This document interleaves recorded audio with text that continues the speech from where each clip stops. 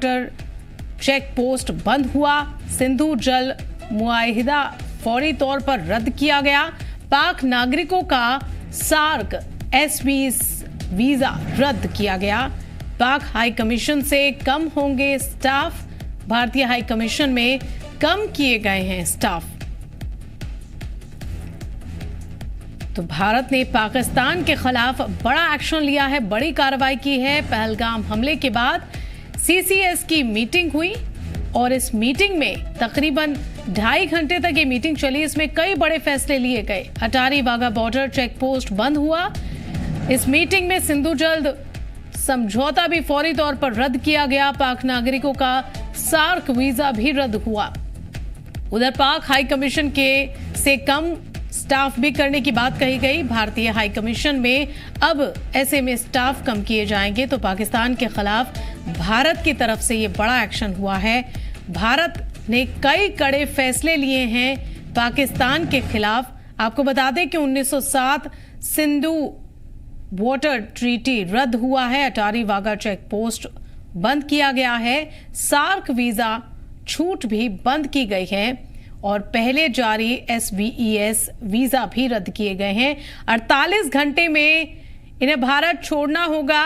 Pakistani advisers Bharat छोड़े ये कहना है भारत का, और भारत ने कड़ा रुख अख्तियार कर लिया है पाकिस्तान के खिलाफ और कई बड़े फैसले लिए गए हैं। आपको बता दें कि CCS की मीटिंग हुई है। 2.5 घंटे इस मीटिंग में कई अहम फैसले लिए गए हैं। कई अहम और बड़े फैसले लिए गए हैं पाकिस्तान के खिलाफ और ऐसे में डिप्लोमेटिक स्ट्राइक के तौर पर इन फैसलों को देखा जा रहा है। अटारी वाघा बॉर्डर पर चेक पोस्ट बंद किया है। उधर सिंधु जल समझौता भी फौरी तौर पर सस्पेंड किया गया है।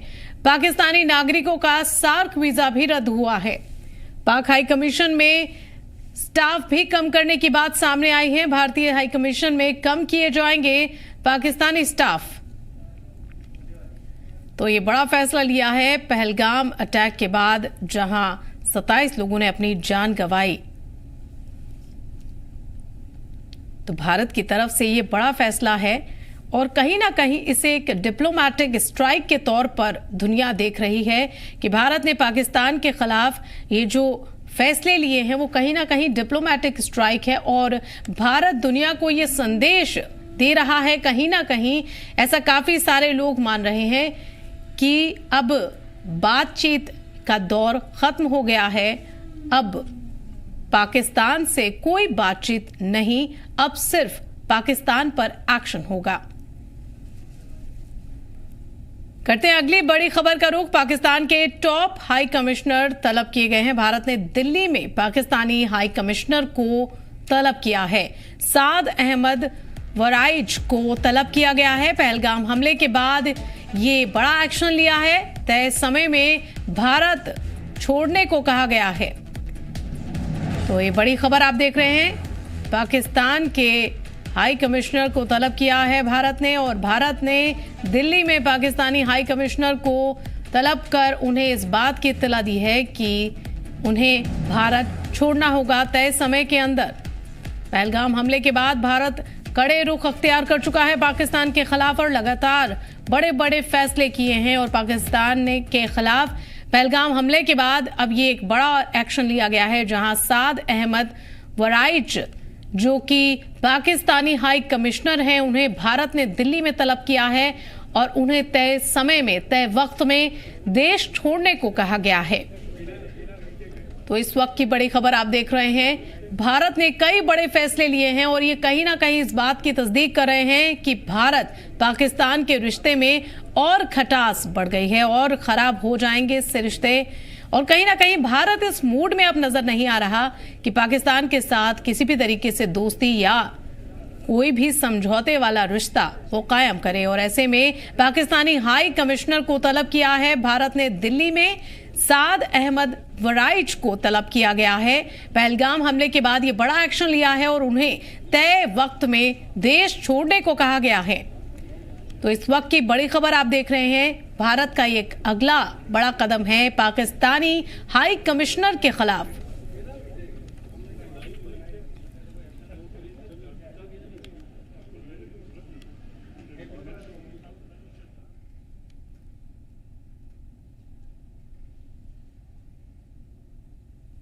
अगली बड़ी खबर का रुख करते हैं। पहलगाम अटैक के बाद बड़ी कार्रवाई की गई है। अटारी बॉर्डर पूरी तरह से बंद किया गया है। अटारी वाघा चेक पोस्ट को बंद किया जा चुका है और ये फैसला लिया गया है सीसीएस की मीटिंग में। ये बड़ा और अहम फैसला लिया गया है। पाकिस्तान के खिलाफ ये एक बड़ा एक्शन लिया गया है और इसे एक्शन के तौर पर ही राजनीतिक जानकार भी देख रहे हैं। कहीं ना कहीं एक डिप्लोमेटिक स्ट्राइक की है भारत ने अटारी वाघा चेक पोस्ट को बंद करके पाकिस्तान के खिलाफ। तो पहलगाम अटैक के बाद लगातार भारत की तरफ से बड़े बड़े फैसले, अहम फैसलों की जानकारी ली जा रही है और सीसीएस की मीटिंग हुई थी इसी बाबत और कई अहम फैसले इस मीटिंग में लिए गए। और पहलगाम अटैक के बाद ये बड़ी कार्रवाई की गई है। अटारी बॉर्डर पूरी तरह से बंद किया गया है। अटारी बॉर्डर पर लोग इसे टूरिस्ट स्पॉट की तरह देखते थे। वहां पाकिस्तान और भारत के सेना के जवानों को एक साथ देखने का लोगों को मौका मिलता था, लेकिन अब ये नहीं होगा। अटारी बॉर्डर पूरी तरह से बंद किया गया है। अटारी वाघा चेक पोस्ट को बंद किया जा चुका है और ये फैसला लिया गया है सीसीएस की मीटिंग में, यानी कैबिनेट कमेटी की मीटिंग हुई है, उसमें यह फैसला लिया गया है। यह अहम फैसला लिया गया है पाकिस्तान के खिलाफ और ऐसे में कहीं ना कहीं राजनीतिक जानकारों को ये लग रहा है कि अब भारत और पाकिस्तान के जो रिश्ते हैं वो अब बेहतर हो ही नहीं सकते इस हमले के बाद। और ये कहीं ना कहीं भारत ने भी अपनी तरफ से इशारे किए हैं ये फैसले लेकर, कहीं ना कहीं डिप्लोमेटिक स्ट्राइक की है पाकिस्तान के खिलाफ और कहीं ना कहीं ये दुनिया को दिखाने की कोशिश की है कि अब पाकिस्तान के साथ भारत किसी भी समझौते करने के मूड में बिल्कुल नहीं है। करते हैं अगली खबर का रुख। पाकिस्तान पर भारत की एक और बड़ी कार्रवाई की गई है। पाकिस्तानियों की भारत में एंट्री पर बैन लगाया गया है। 48 घंटे में इन्हें भारत छोड़ने के ऑर्डर जारी किए गए हैं। पाकिस्तानियों के सभी वीजा रद्द किए गए हैं। तो एक अहम कदम है पाकिस्तान के खिलाफ। भारत सरकार की तरफ से बड़ी कार्रवाई की गई है पाकिस्तान के खिलाफ और पाकिस्तानियों की भारत में एंट्री, भारत में दाखिल होना बैन किया गया है। प्रतिबंध लगाया गया है इस पर। 48 घंटे में उन्हें भारत छोड़ना होगा। 48 घंटे के अंदर भारत छोड़ने के उन्हें आदेश दिए गए हैं। सभी पाकिस्तानियों के वीजा यहां रद्द किए गए हैं। तो पाकिस्तान की तरफ से ये कार्रवाई पाकिस्तान के खिलाफ भारत की तरफ से की गई है और ये कहीं ना कहीं बड़ी बात है और इस बात की तरफ इशारे कर रही है कि भारत पाक के रिश्ते आने वाले दिनों में अब बेहतर होने की बजाय और बिगड़ सकते हैं, क्योंकि वर्ल्ड लेवल पर पाकिस्तान हमेशा शांति की बात करता है, लेकिन ऐसा राजनीतिक जानकारों का मानना है कि पीछे से पाकिस्तान की वार करने की आदत है और आतंकी हमले को भी कहीं ना कहीं इसी बात से जोड़कर देखा जा रहा है कि सामने से पाकिस्तान वार नहीं करता, पीछे से आतंक फैलाकर वार करने की कोशिश करता है और एक बार फिर से कश्मीर में आतंक को बढ़ावा देने के पीछे पाकिस्तान का हाथ है। कहीं ना कहीं वहां पर हिंदू मुस्लिम भाईचारे के सौहार्द को ठेस पहुंचाने के लिए। और इसी प्रोग्राम में हमारे साथ शामिल हुए हैं रिटायर्ड ब्रिगेडियर डॉक्टर विजय सागर धिमन, डिफेंस एक्सपर्ट हैं ये, और अहमद अयाज, पॉलिटिकल एक्सपर्ट। आप दोनों का सर बहुत बहुत इस्तकबाल है हमारे इस खास प्रोग्राम में। सबसे पहले डॉक्टर विजय सागर जी, आपसे मैं सवाल लेना चाहूंगी, जिस तरीके से भारत ने ये कड़े फैसले लिए हैं पाकिस्तान के खिलाफ, ये कहीं ना कहीं इस बात की तरफ इशारा कर रहे हैं कि आने वाले दिनों में पाकिस्तान के खिलाफ कोई बड़ा एक्शन लेने की तैयारी कर रहा है भारत। देखिए, मैं इनको कड़े फैसले नहीं कहूंगा, ये अभी भी सिंबॉलिक ही हैं, परंतु फिर भी आपने जो बताया है, पाकिस्तान की जो एम्बेसी के ऑफिशियल्स हैं उनको नॉन ग्रेटा घोषित कर दिया गया है, पर्सोना नॉन ग्रेटा। तो ये अच्छी बात है, जबकि हमारी मांग थी कि पाकिस्तानी एम्बेसी को ही वैनिश कर देना चाहिए जी, और जो हमारी भारत की एम्बेसी इस्लामाबाद में है वो भी सारी हटा लेनी चाहिए थी, परंतु ये एक इमोशनल डिसीजन हो जाता। तो जो अभी भारत सरकार ने किया है एक बड़ा ही मेजर्ड रिस्पॉन्स है, तो हम इसके साथ हैं।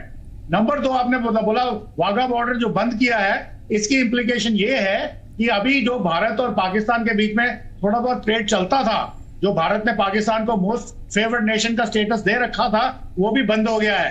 पहले हमने कमान ब्रिज जो उड़ी सेक्टर में है उसका उसका जो ओपनिंग था, जो क्रॉसिंग पॉइंट था, वो बंद किया था ट्रेड के लिए। अभी वाघा बॉर्डर बंद होने से it means there is no trade between India and Pakistan at all.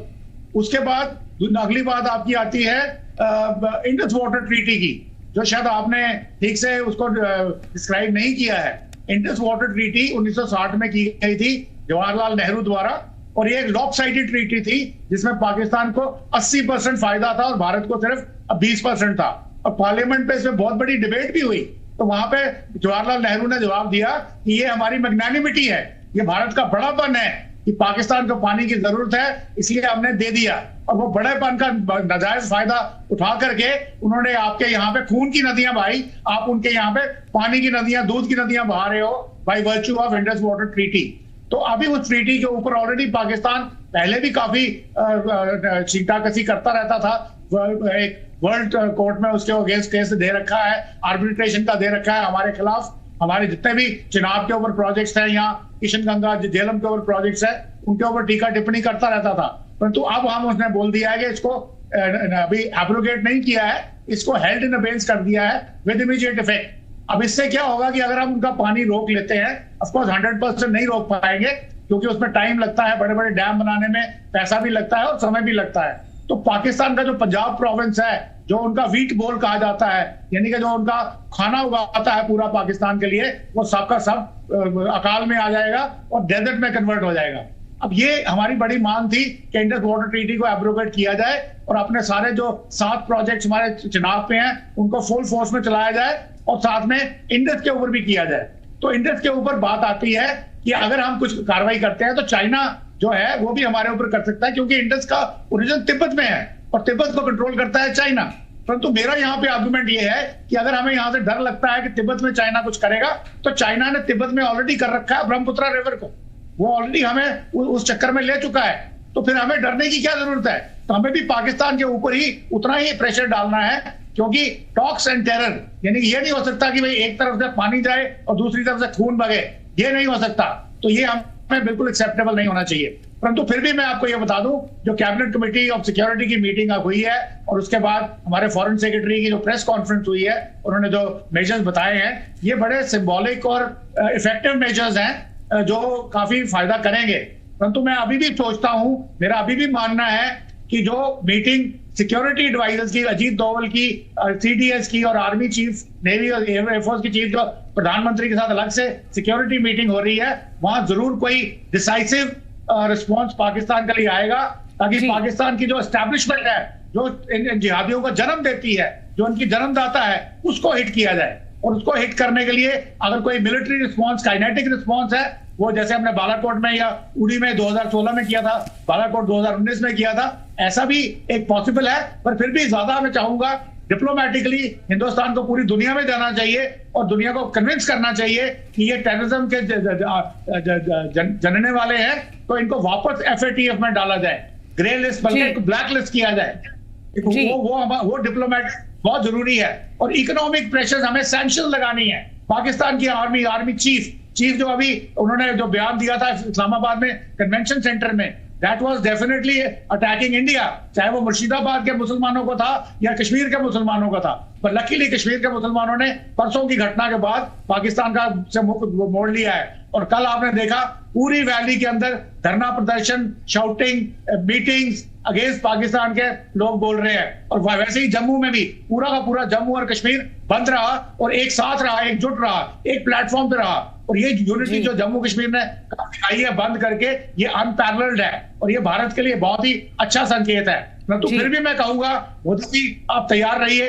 Balakot, उड़ी ना सही, कोई और स्ट्राइक करनी है पाकिस्तान के ऊपर, उनको 4 हिस्सों में तोड़ना है, ताकि वो अपना ये घिनौना खेल, हमारी जो जाने गई हैं, हमारे लोगों की जो शहीद हुए 28 लोग निहत्थे और लाचार, और उनको पूछ के तो मुसलमान हो, कलमा पढ़ के सुनाओ, नहीं तो अपनी सुन्नत दिखाओ, ये सब बहुत ही वाहियात और वैशियाना किस्म की हरकत थी, जिसका जो खामियाजा है वो पाकिस्तान की डीप स्टेट को डेफिनेटली भुगतना है। बिल्कुल ब्रिगेडियर साहब, और हमारे साथ अहमद अयाज जी भी हैं। अहमद अयाज जी, जिस तरीके से भारत की तरफ से पाकिस्तान के खिलाफ कड़ा रुख अख्तियार करते हुए फैसले लिए गए हैं, उन फैसलों को आप किस तरीके से देखते हैं और आने वाले दिनों में क्या इसका असर भारत पाकिस्तान के रिश्तों पर किस तरीके से पड़ सकता है?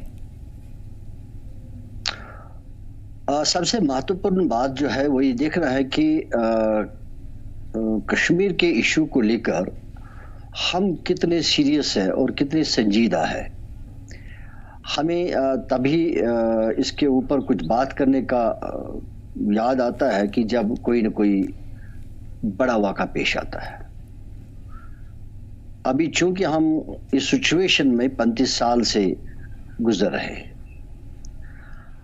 और मुझे लगता है कि इस चीज को बहुत ही सीरियस लेना चाहिए था, और ये कि अगर हम इस मामले को लेकर बहुत सीरियस है तो बहुत कोशिश पहले से होनी चाहिए कि कोई वाक़ा पेश ना आए और हमारा जो कश्मीर का माहौल जो है वो बिगड़े ना और अमन अमान में रहे। अब चूंकि ये मेजर्स जो गवर्नमेंट ऑफ इंडिया की तरफ से कल से हो रहे हैं, ये जो पहलगाम का मसकर के बाद में, अब देखना है कि ये किस हद तक कोई फायदा देगा ये जो मेजर्स किए जा रहे हैं, क्योंकि इसमें कुछ मामले ऐसे हैं कि जो बायलैटरल एग्रीमेंट्स है जिसमें शायद इंटरनेशनल भी कुछ इन्वॉल्वमेंट हो सकती है, जैसे इंडस वाटर ट्रीटी का, क्या उसमें एग्जिट क्लाज है यूनिलैटरल का, that needs to be seen. और अगर वो सारा करते भी तो उससे कितना इफेक्ट पड़ेगा, वो तो एक स्टेज है, एक लेवल है, एक सोच है, एक तरीका करने का पाकिस्तान के साथ डील कैसे करना है। लेकिन सबसे जो मुझे लगता है इम्पोर्टेंट है कि अपने आप को प्रोटेक्ट करें, अपने आप को सारे वो मेजर्स ले जिससे हम सेफ रहे। अगर हम बेदार होते, कॉन्शियस होते कि हमारे मामलात क्या है, हमारी सिचुएशन क्या है, तो मुझे नहीं लगता कि शायद कल ये जो पहलगाम में बायसरन में वाक़ा हुआ शायद ये हो जाता। क्योंकि कल तक मैं भी समझ रहा था कि शायद ये बायसरन जो इलाका है ये एक जंगली इलाका है कि जिसमें शायद किसी की रीच नहीं हो सकती थी, कि कोई पहुंच नहीं सकता था। लेकिन फिर भी मैं ये पूछ रहा था कि कम से कम गवर्नमेंट और सिक्योरिटी को तो हर जगह पहुंचना चाहिए। लेकिन कल पता चला फिर कि वो एस्टैब्लिश्ड टूरिस्ट स्पॉट है जहां गवर्नमेंट ने टिकट काउंटर्स खोले हैं उस जगह पर जहां टूरिस्ट घूमते हैं। एक खुला मैदान है और ये जो वाक़ा हुआ है खुले मैदान में हुआ है। तो कैसे ये गवर्नमेंट के नजरों से उजल रहा, दूर रहा, सिक्योरिटी के नजरों से दूर रहा। अब बड़ा सोचने की बात है, समझने की बात है। जहां ठीक है हम पाकिस्तान को डील करेंगे, चाइना को डील करेंगे, बांग्लादेश को डील करेंगे, जैसे भी करना है, that's left the government of India कि उनको डील कैसे करें, क्या करें। लेकिन सबसे बड़ा इंपॉर्टेंट जो बात है कि भाई हमारे हाथों में जो है वो कम से कम हम करें। हमारे हाथों में है कि हम अपने आप को सुरक्षित करें, अब वो तो करें। जब मैं पहलगाम जाता हूं तो मुझे एक एंट्री पॉइंट पर बड़ा महसूस होता है, बड़ा कॉन्फिडेंस मिलता है कि मैं सुरक्षित हूं, क्योंकि मैं बहुत सिक्योरिटी का बंदोबस्त वहां देखता हूं। गाड़ियों की तलाशी होती है, गाड़ियों में जो पैसेंजर्स जाते हैं उनको नीचे उतार के गाड़ी की तलाशी की जाती है, जो मारदुज़न उनको भी चेक किया जाता है, ठीक बात है। लेकिन पीछे क्या हो रहा है, बैक साइड में सारा खुला है, वहां क्या हो रहा है किसी को पता ही नहीं है।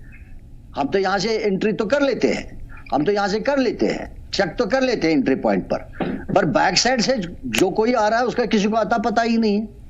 तो लिहाजा मेरा कहने का मतलब यहाँ कि जहां हम पाकिस्तान के साथ डील करेंगे, चाइना के साथ, जो भी जिस कंट्री के साथ जैसे भी डील करना हो किया जाए, कोई बात नहीं उसके लिए। और एक तो यह है कि आज की बात नहीं, मेरे हिसाब से, मेरे सोच से तो पहले से ही करना चाहिए था। We should have been alert on the situation right from beginning. और शायद हम इन 25-26 लोगों का जो कत्ल कल हुआ शायद बचा पाते, हो सकता। और दूसरा ये कि जहां हम इस चीज को इतना सीरियस लेने की जरूरत है, वहां हमारे अपने आप को भी देखना है कि कहीं हमारे में कोई लैप्स तो नहीं है, हमारी कोई चूक तो नहीं है, हमारी कोई कमी तो नहीं है। I think we need to strengthen our own security grid, we need to strengthen our own intelligence grid. तो मुझे लगता है कि हमारे में भी शायद कमियां हैं, तो जो वो भी देखने की जरूरत है। वो तो ठीक है, और हम तभी बेदार हो जाते हैं, होशियार हो जाते हैं जब कोई ना कोई वाक़ा बड़ा हो जाता है।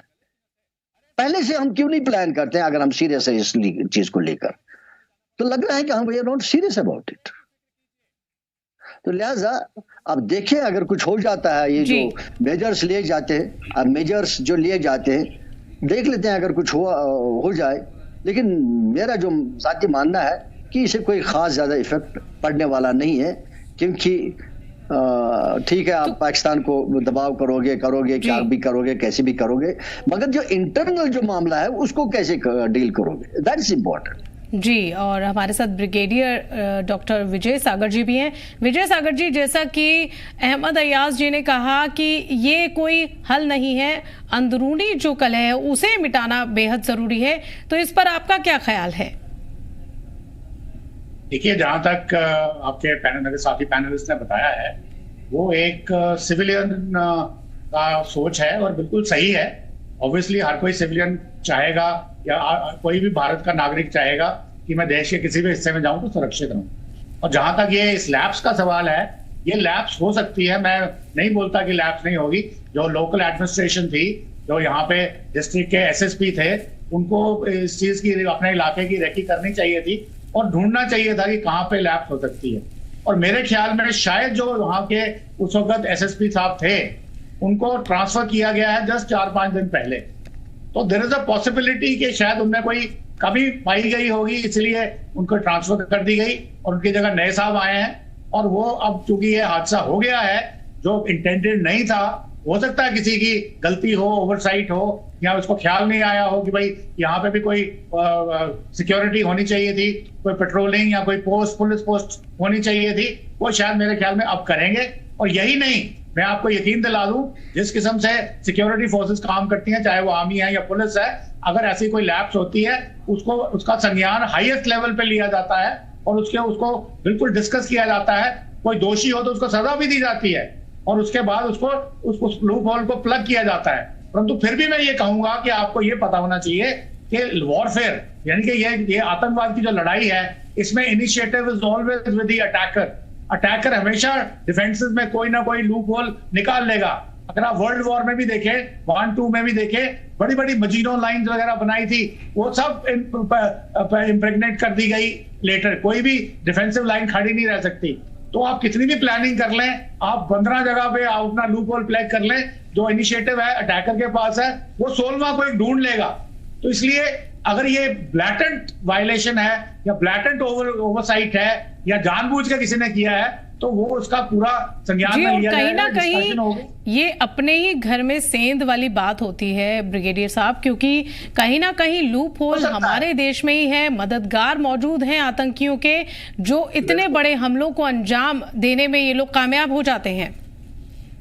ये भी एक फैक्टर जो आपने बोला, ओवरग्राउंड वर्कर्स हैं। लाइक लास्ट ईयर हमें पता चला था कि अभी जितने भी टेररिस्ट पाकिस्तान से आ रहे हैं, उन्होंने एक रिहैबिलिटेशन पॉलिसी शुरू करी है। रिहैबिलिटेशन का मतलब कि यहाँ बहुत सारे लोग हैं जिनके रिलेशंस अक्रॉस द बॉर्डर हैं, लाइन ऑफ कंट्रोल के उधर हैं। तो उनमें से कुछ लोगों को पैसे देके, रेडिकलाइज करके उनको बोला आप इधर आइए और इधर आप नॉर्मल रहिए, 5-6 महीने नॉर्मल पॉपुलेशन के साथ मिक्स हो जाइए और इस एरिया की रेकी करिए, देखिए कहाँ पे क्या प्रॉब्लम है, कहाँ पे लूप होल है, जो हम बाद में जब जरूरत पड़ेगी तो आपसे आगे पूछेंगे, तो आप हमें इमीडिएटली गाइड करेंगे, आप हमारे गाइड का काम करेंगे। आप हमें जो आपने 5-6 महीने की रेकी की है एक बिल्कुल नॉर्मल तरीके से, कोई कि आपके ऊपर कोई शक ना हो और आप एक नॉर्मल तरीके से रह रहे हो, तो उसका फायदा उठाएं। तो वो वाली चीजें रहेंगी।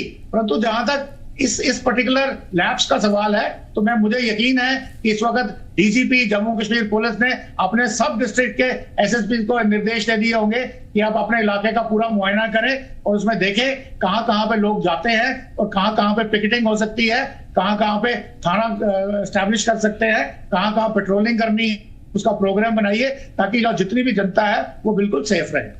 जी, बिल्कुल सही कहा आपने ब्रिगेडियर साहब, और आप दोनों हजरात का हमारे साथ इस प्रोग्राम में जुड़ने के लिए बहुत बहुत शुक्रिया।